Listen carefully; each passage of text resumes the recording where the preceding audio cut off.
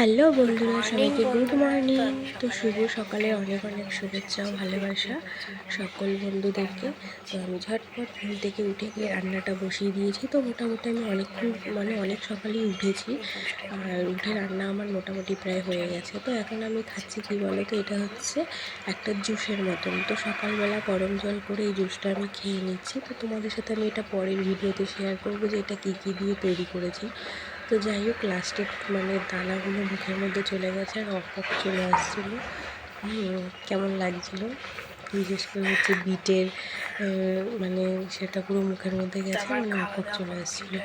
তো যাই হোক, খেয়ে নিলাম। খেয়ে দিয়ে এখন রান্না কমপ্লিট করলাম। তো এখানে আমি আমার শাশুড়ির রান্নাটা বসিয়ে দিয়েছি, ডালিয়া। উনি সকালবেলা ডালিয়া খায়, তো ওনার ডালিয়াটা হয়ে গেছে। আর আমাদের এখানে পটল ভাজা, বেগুন ভাজা হয়ে গেছে।